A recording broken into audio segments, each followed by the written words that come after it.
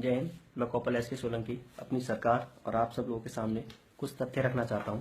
जैसा कि आप सब लोग देख रहे हैं, आजकल बहुत सारी वीडियो सेना और पैरामिलिट्री फोर्सेस को अपनी अपनी प्रॉब्लम्स को लेकर वायरल हो रहे हैं, जिसके उपलक्ष्य में सेना प्रमुख ने बोला कि आप लोग ऐसा मत कीजिए, सही नहीं है।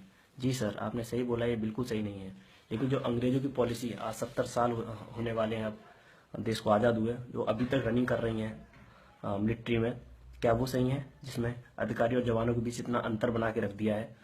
उनके टाइम पे अधिकारी सारे अंग्रेजों के हुआ करते थे और सिपाही हम भारतीय हुआ करते थे, जिन्हें वो एज अ नौकर यूज करते थे। वो अभी तक कंटिन्यू है। पहला जैसे मेरे तेज बहादुर भाई को ले लीजिए, उसने खाने को लेकर शिकायत की थी। सर, मैं तेजपुर में आर्मी के साथ पोस्टेड था। अगर आप वहां जाके अधिकारी मैस और जवानों का मैस देखेंगे, आपको अंतर समझ में आ जाएगा। अधिकारियों का मैस ऐसा है जैसे 5 स्टार होटल, बाहर से एकदम महल और अंदर सुविधाएं एकदम 5-7 स्टार होटल की तरह, और बाहर 50-60 लोग केवल उसको तैयार करने में, उसको मेंटेन करने में लगे रहते हैं। वो और कोई नहीं, वो आपके जवान है जो लड़ने के लिए भर्ती हुए थे। वहीं आप जवानों का मैस अगर जाके देखेंगे तो आपको खुद खाना खाने में झिझक महसूस होगी। उसके बाद सर, मेरे दूसरे सीआरपीएफ के जवान के ऊपर आ जाइए, जिसने पैरामिलिट्री फोर्सेस की कुछ सुविधाओं के लिए बोला था, जैसे कैंटीन फैसिलिटी, पेंशन के लिए बोला था। सर, बिल्कुल उनके लिए पेंशन होनी चाहिए। वो भी इतने ही देश के लिए समर्पित हैं जितने कि हम। कल के लिए भगवान ना करे अगर उसे कुछ हो गया तो उसकी फैमिली को एक वो पेंशन ही था जो जिंदगी भर सहारा देगी, जिससे वो खुद जिएगी अपनी और अपने बच्चों को पढ़ा सकती है।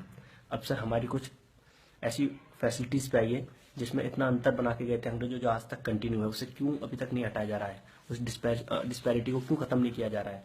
सबसे पहले ईसीएचएस फैसिलिटी, उनकी अलग हमारी अलग, हर जगह लाइन अलग, उनको हर जगह तवज्जो दी जाती है। कैंटीन में लाइन ले लीजिए, अफसर्स अलग, हम सिपाही अलग। एमएच में लाइन ले लीजिए, अरे एमएच में तो बीमार आदमी जाता है, उसमें अफसर्स अलग, हम लोग अलग। हम लोग लाइन में, अफसर आ गया तो वो पहले चले जाएंगे, उनकी फैमिली पहले चली जाएगी, हम लोग खड़े रह जाएंगे, चाहे कौन ज़्यादा बीमार है कोई मैटर नहीं करता। उसके बाद आ जाइए सर, कार्ड लिमिट पर कैंटीन के, हम लोगों को 4-4.5 हज़ार, उनको हमसे 3 गुना 4 गुना ज़्यादा। क्यों सर? पेमेंट उनकी ज़्यादा, कार्ड लिमिट हमारी कम। उस कैंटीन से तो कुछ फायदा ही हुआ सर, हमारे 2 पैसे बच ही जाएंगे अगर हम 4.5 से ऊपर का भी कुछ सामान खरीदेंगे तो। फिर ऐसा क्यों? उसके बाद आ जाइए सर, लिक्कर कोटा पे, हम लोगों को 4 बोतल, उन लोगों को हमसे 3 गुना 4 गुना ज़्यादा बोतल, फिर भी पीते हम लोग ज़्यादा है। फिर आ जाइए सर, कैंटीन से कार निकालने के लिए, जवान तब तक कार नहीं निकालेगा जब तक उसकी सर्विस 10 साल हो जाए। सर, आज की मौजूदा स्थिति को देखते हुए अगर जवान के माँ बाप को जरूरत है आज कार की, अगर उसकी सर्विस 10 साल नहीं हुई है, तो ये रूल क्यों बना रखा है? अगर वो कैंटीन से कार लेगा तो सर उसको फायदा ही हो जाएगा, अदरवाइज वो बाहर चलेगा तो वो तो घाटा ही होगा ना सर। तो ये रूल क्यों? बल्कि अधिकारी जिस दिन भर्ती हुआ है उसी दिन से आराम से कार निकाल सकता है और चला सकता है। उसके बाद भी इतनी सीसी की लेंगे, इतनी नहीं। वो उनके हिसाब से ये क्या है सर, केवल एक प्रेस्टीज इशू। उसके बाद उसी कार से अगर मूवमेंट की बात है, अगर टीडी जाना है सर, तो अधिकारी के पास अगर रिजर्वेशन नहीं है, कुछ नहीं है, तो वो अपनी कार से भी टीडी जा सकते हैं और उसका वो क्लेम कर सकते हैं।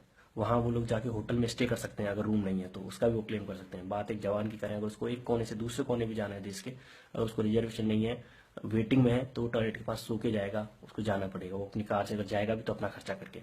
उसके बाद बात रुकने की आए तो, और उसके लिए रूम तो छोड़ दीजिए सर, अगर एक चारपाई भी उसको मेंटेन करनी है तो खुद जुगाड़ लगानी है उसको अपने मेंटेन करने के लिए। होटल में स्टे तो छोड़ दीजिए सर। ऐसा क्यों?